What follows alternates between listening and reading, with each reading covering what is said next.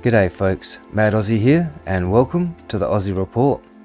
Today we're going to take another look at a Sydney criminal lawyer's article. This is titled Protecting Australian Whistleblowers, the Federal Roadmap Report. This was posted on the 25th of November 2022 and written by Paul Gregoire. And this goes on to say, on the back of our nation's chief lawmaker announcing that he's set to overhaul federal public service whistleblower laws, which was made amidst rising calls to drop the high-profile prosecutions, two of the nation's experts on such protections have released a report on how to improve them.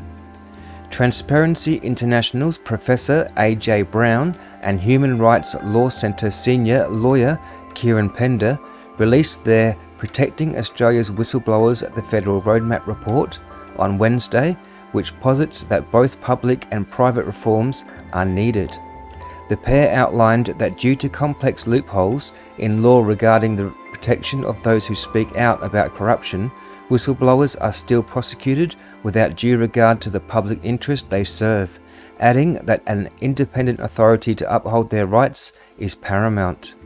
During a speech last week, Federal Attorney General Mark Dreyfus set out that he will be reforming the protections for speaking out contained in the Public Interest Disclosure Act 2013, with priority changes to be tabled next week and a more comprehensive revision to take place in 2023.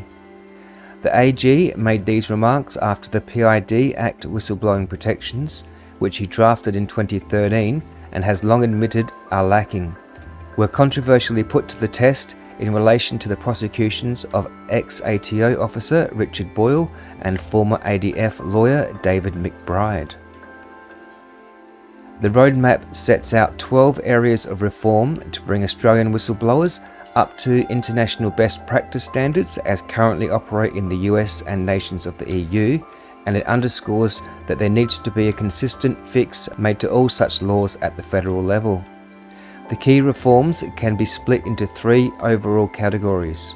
The first being that of effective administration and enforcement, which is to be chiefly achieved via the establishment of a long recommended whistleblower protection authority, as right now they are left with no support.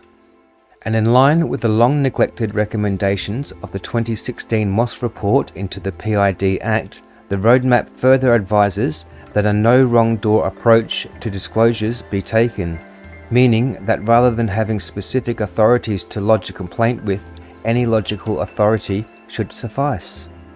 Brown and Pender consider that whilst these changes are being made to the public sector protections, a single consistent private and not-for-profit sector law should also be enacted federally as well, which is an approach to Dreyfus's foreshadowed taking in 2019.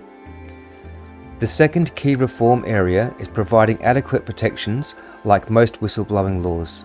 The authors explain the PID Act and its private sector counterpart, the Corporations Act 2001, provide immunity from criminal, civil or administrative liability for disclosures of wrongdoing. However, the case of ATO whistleblower Richard Boyle is then cited as revealing how uncertain these immunities actually are, as the whistleblower is potentially facing 24 criminal charges relating to the means he took to expose a corrupt practice that was stopped once a light was shone upon it.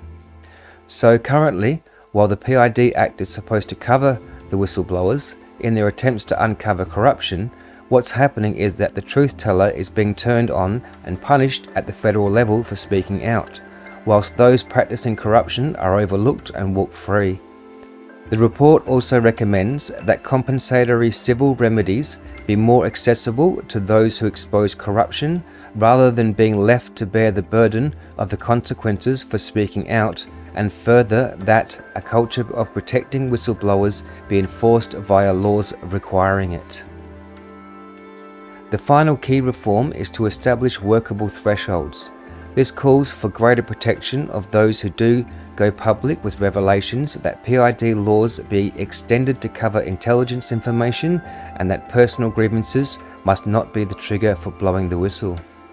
The report points to ongoing prosecution of ex-military lawyer David McBride, who is currently being prosecuted over his exposure of war crimes to the press after having made an internal complaint that was adequately acted upon.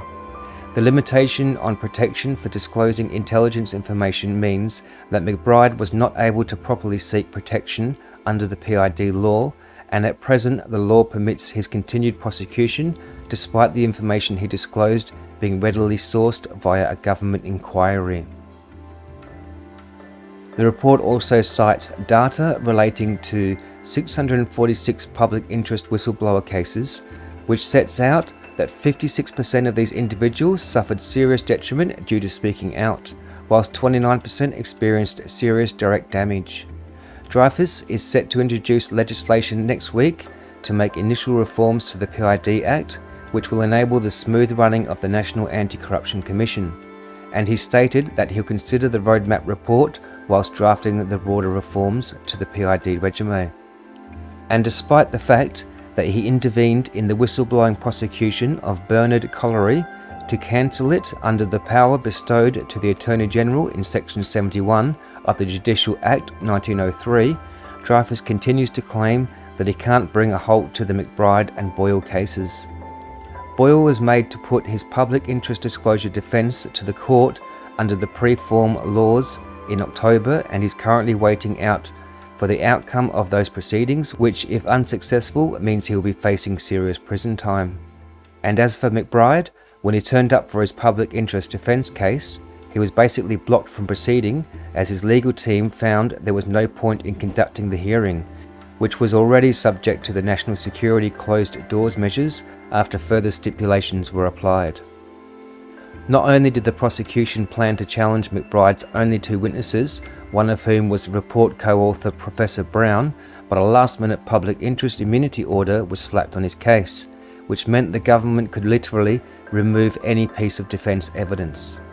In response to a letter for the Alliance Against Political Prosecutions asking him why he doesn't end the two controversial prosecutions, Dreyfus said that the pair McBride and Boyle were rather to rely on the protections within the PID Act. The question of the applicability of immunities under the PID Act to their particular circumstances is a matter for the courts to determine. The Attorney General added in relation to the flawed piece of legislation that he drafted himself and is set to start reforming next week. So, let me know what you guys think about this in the comments below. Please like, share, and all that good stuff, and I'll catch you guys on the next episode.